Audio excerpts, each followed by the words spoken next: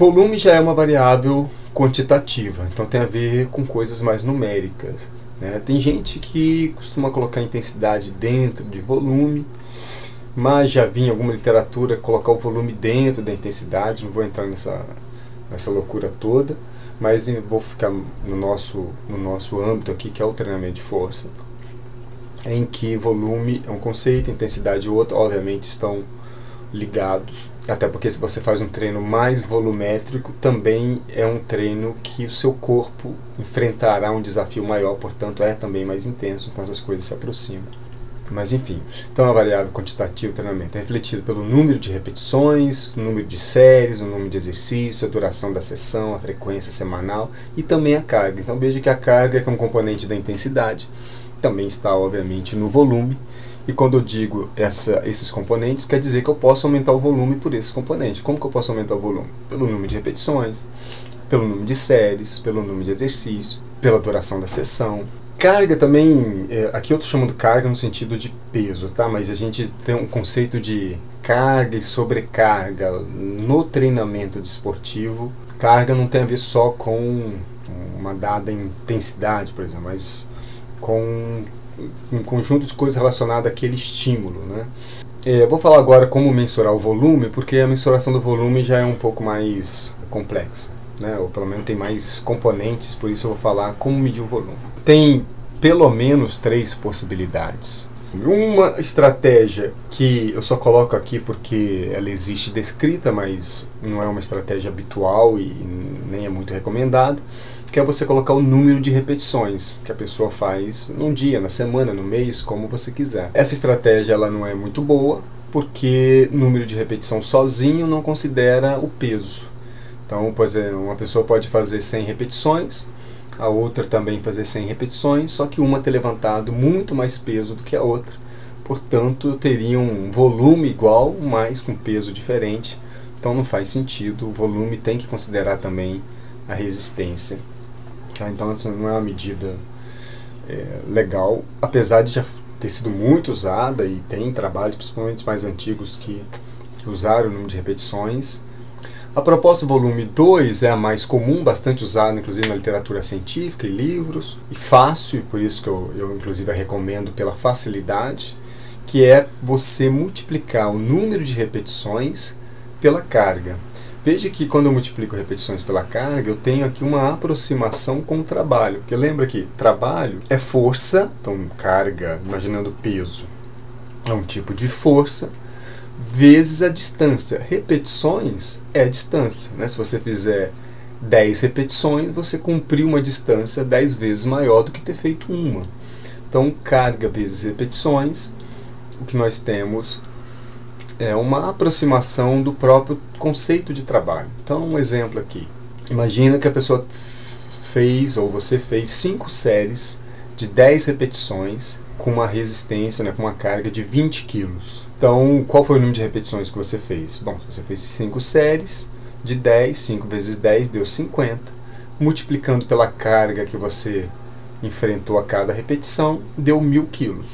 E a gente expressa assim e dá valores grandes mesmo, 1000 quilos, 5.000, 10.000, dependendo do tanto de exercício que você está calculando o trabalho. Como carga faz parte do cálculo, o principal componente da intensidade também está incluso no volume, daí essa dificuldade às vezes de separar a intensidade e volume, porque estão muito próximos, mas a gente tenta fazer uma conceituação diferente porque não é exatamente a mesma coisa. A proposta 3, que é considerada uma forma mais precisa de medir, que é o próprio trabalho, né? Carga vezes número de repetições é uma representação do trabalho, porque isso aqui é peso vezes distância. Mas se eu quiser fazer uma medida precisa, eu tenho que ter a distância exata disso, né? Então, uma forma precisa seria saber qual é exatamente a carga e qual é a distância e apresentar isso em joule.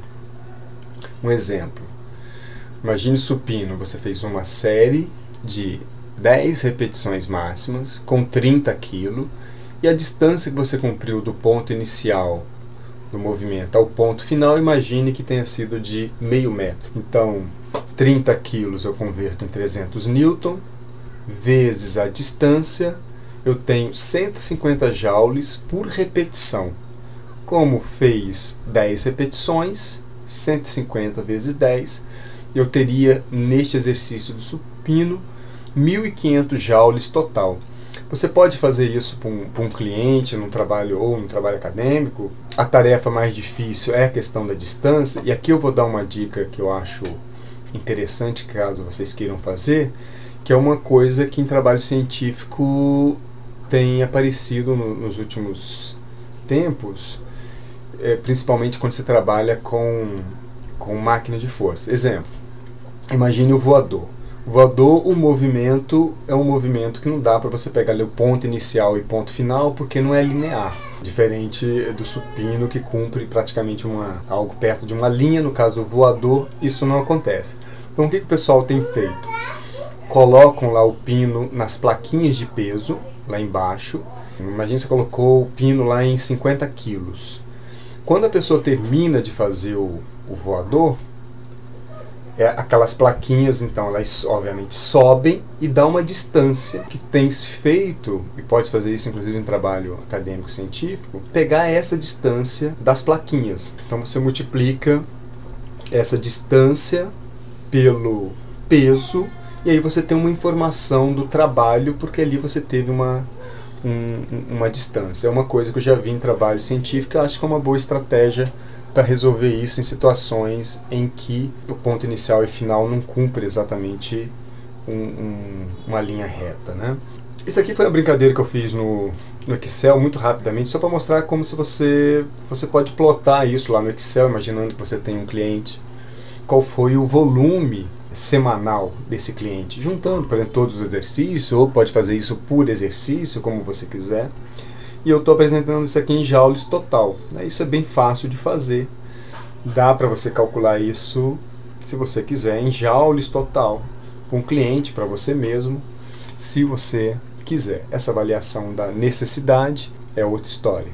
Agora, para trabalho acadêmico-científico, certamente, se você for medir trabalho, tem que usar uma medida mais precisa e expressar dessa forma aqui, joule total. Apesar dessas duas últimas propostas serem melhores, mas ela também tem limitações se você usar o percentual de um RM. Por exemplo, o que seria mais interessante? Fazer 3 séries de 10 repetições a 70% de um RM, ou fazer 10 séries de 3 repetições a 70% de um RM. Se você calcular isso aqui, né, força vezes distância, vai dar o mesmo valor.